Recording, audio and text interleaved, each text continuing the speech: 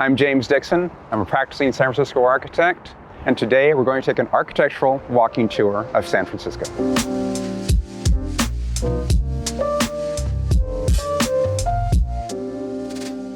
The iconic building over my left shoulder is the very famous Transamerica Pyramid, completed in 1972, designed by William Pereira and Associates. You know you've arrived in San Francisco when you see the Transamerica Pyramid. One of the reasons, it's raison d'etre for its shape, which is you can see all the way through to downtown. And that was an important distinction that the person who commissioned the building, who was the CEO of Transamerica Corporation, said, I want more light onto the street. And the city said, we want more vantage points to downtown.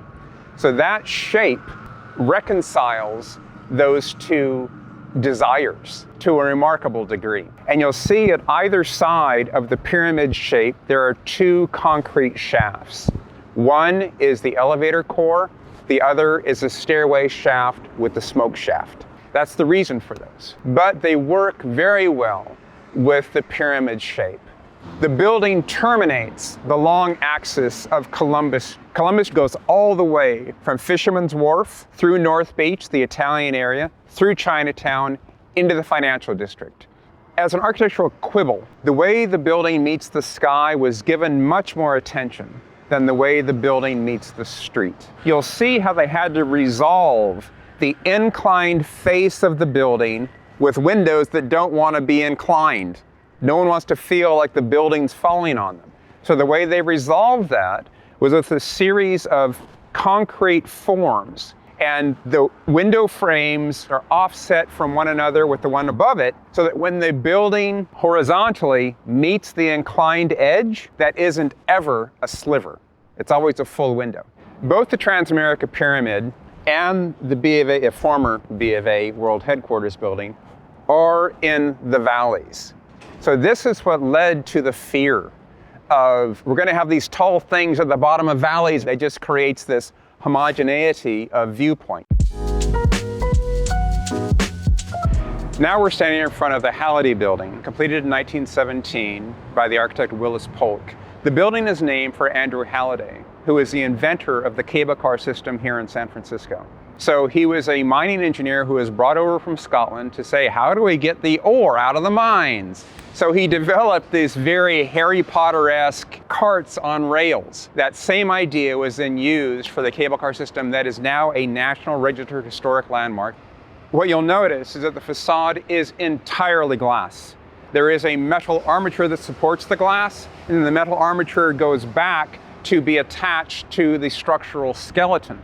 This is seen as a radical departure from what was going on in architecture at the time. The idea of the glass curtain wall is what's on display here. What Polk is doing is allowing as much natural light into the space as possible. This idea of the glass curtain wall turns on its head the famous architectural dictum, window versus wall, and says, window is wall. In the same way that Frank Lloyd Wright said, no, it's not form follows function, form is function.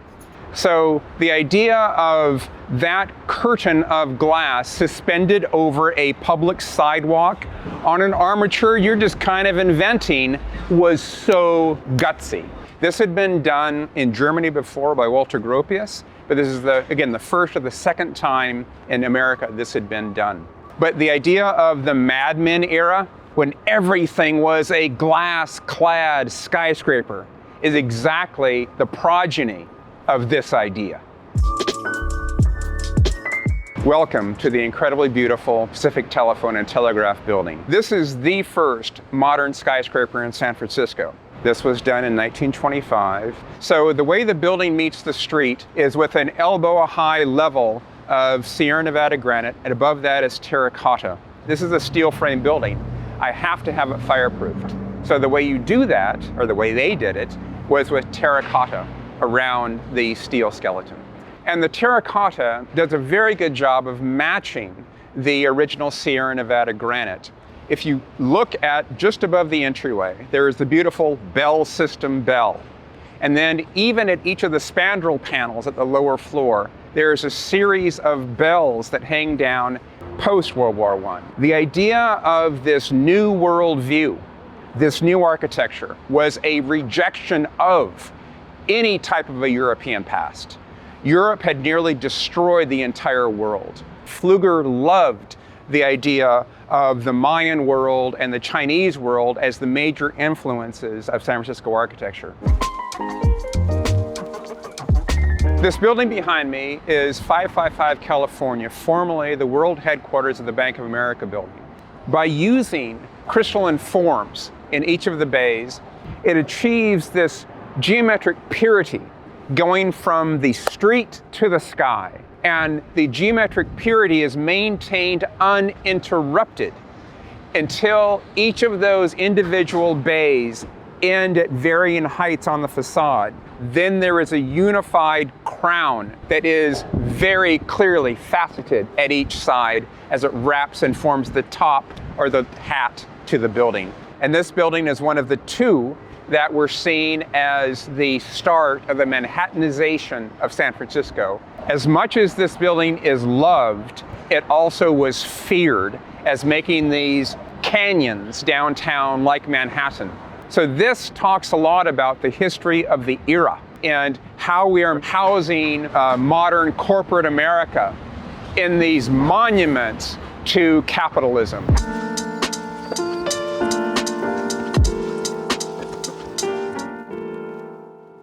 Now we're at the top of Telegraph Hill, at the base of the very famous Coit Tower. This tower was completed in 1933 and was the result of a design competition.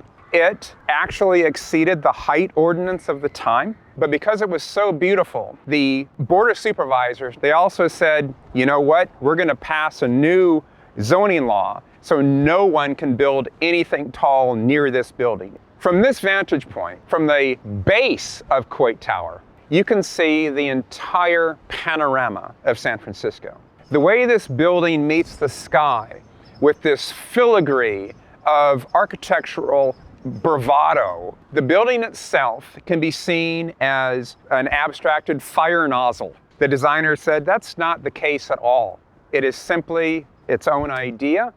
The building meets the ground with a beautiful colonnade and a promenade around its entire base. Housed within that base are controversial murals, controversial when they were done and controversial today.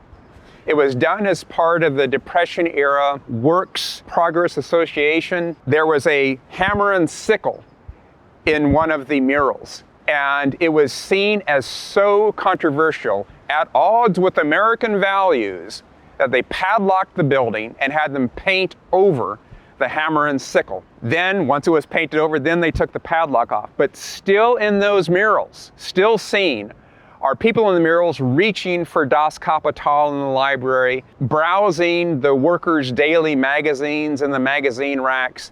It is a very stark social difference between what was happening in the Depression era with what was happening when the murals were done. Behind me is the very famous Postcard Row. These were all built in 1894 and 1895 by the multi-hyphenate Kavanaugh, who was described as a carpenter, designer, builder, developer.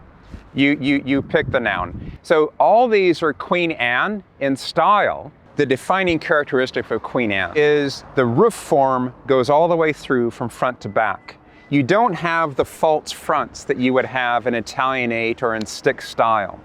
The roof form is telling the truth about how the building was framed. Previously, in the previous styles, one was constrained by the balloon framing system that went all the way from the foundation all the way up to the top of the roof. Now, with a new framing system called platform framing or Western framing, each floor was framed individually so that each floor could do its own thing. So every cubic inch of Queen Anne's was usable. I feel my Van Helsing duty and quest to drive a stake through the myth of Painted Lady. That was only a thing starting in the late 60s, right down here on Steiner Street. No one wanted bright pink on the exterior of their building, nor did they want that mixed with a lime green. Guess who did?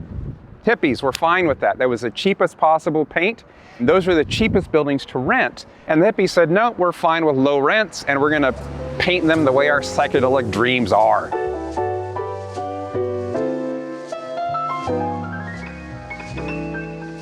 Behind me is the gorgeous block of 3200 Pacific Avenue, known as the Wall. The reason the Wall is so important, it was the most prestigious address one could have. The Wall is simply a masonry wall that separates the historic Presidio, where the Spanish originally established their fort in 1776, from public land. These houses on this block had the premier architects of this era working at the height of their powers with barely any limited budget. But here is what was limiting. These lots are ridiculously small. The Wall comes at a trapezoid to the rectilinear street grid, to the point that at the very bottom of this block, the lot is only 14 feet wide.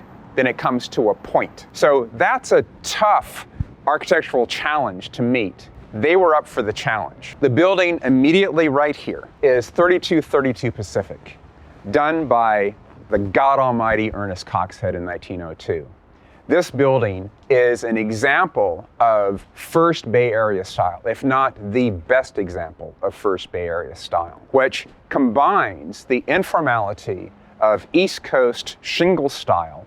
Shingle style was brought into being by H.H. Richardson and architects of his ilk, again, architects at the top of their game, designing residences for the elite New York City socialites who got tired of the fussiness and the formality of living downtown New York City. So they would design these homes based on American colonial shingle architecture, a rustic architecture. These buildings carry through that informality with a uniform wrapping of shingles on every surface, including the roofs. And this gets into the idea of skin buildings.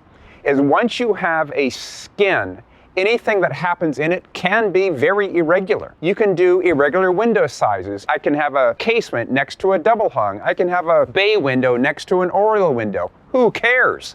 At the stairway above is a Palladian window. Below that is a broken cornice over the front door. Those elements are usually only found in classical architecture, the broken cornice. Down the block, great examples of Second Bay Area style. What's Second Bay Area style? Second Bay Area style uses the vernacular architecture of California. So what Second Bay Area style does is say everything is going to be horizontally based, using simple materials, natural and exposed to view, as large panes of glass as we can possibly manage, and very simply constructed buildings. So they were very carpenter friendly. Everything was a very carpenter friendly right angle, but very Californian in the sense that I can walk right out onto the patio. I can have an interior courtyard.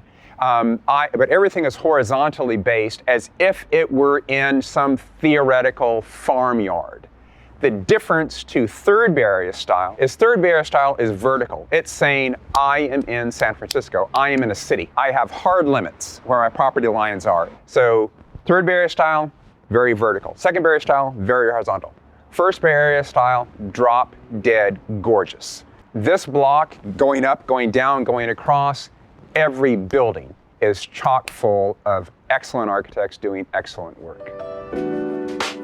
We're here to see two iconic things. One is the San Francisco fog in summer.